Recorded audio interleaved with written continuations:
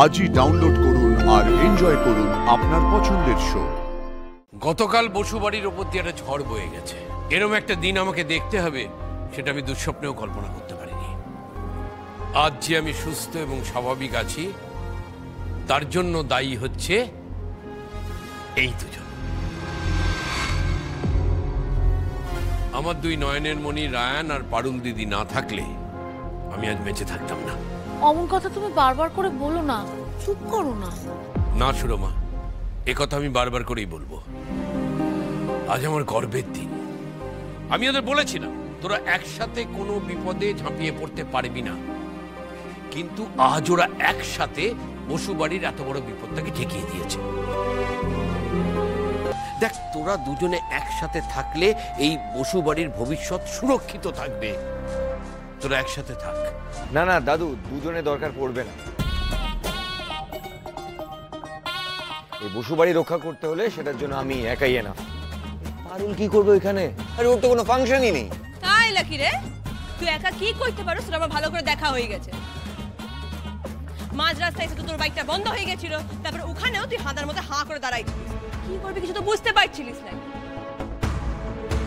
আবার শুরু করে দিল। দেখেছেন দাদু, দেখেছেন এই ব্যাটার সঙ্গে একসাথে থাকা যায়?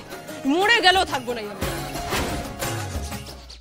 বাস শুরু হয়ে গেল।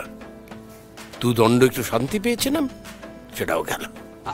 আচ্ছা আচ্ছা, শোন শোন, তোদেরকে থাকতে হবে না একসাথে, কিন্তু একসঙ্গে আনন্দ অনুষ্ঠান তো করতে পারবি।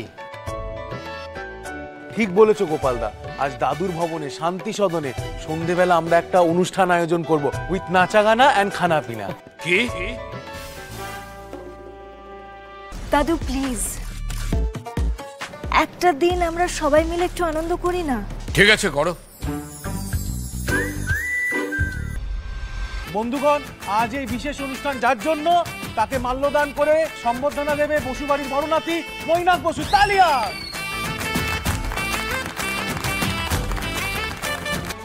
তালিয়া! থাক বাবা, থাক থাক থাক।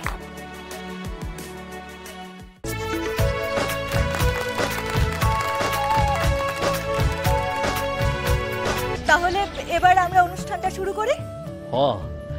মনে রাখার মতো সূচনাটা হলো বটে, এবার অনুষ্ঠানটাও মনে রাখার মতোই হবে। তার কারণ বসুবাড়ির উপর থেকে দুশ্চিন্তার মেঘ তো সরে গিয়েছে। শরতের আকাশের মতো ঝলমলে হয়ে উঠেছে আমাদের সকলের মন। আর তাই আজ দাদু ঠাম্মির অনারে আয়োজিত এই অনুষ্ঠান।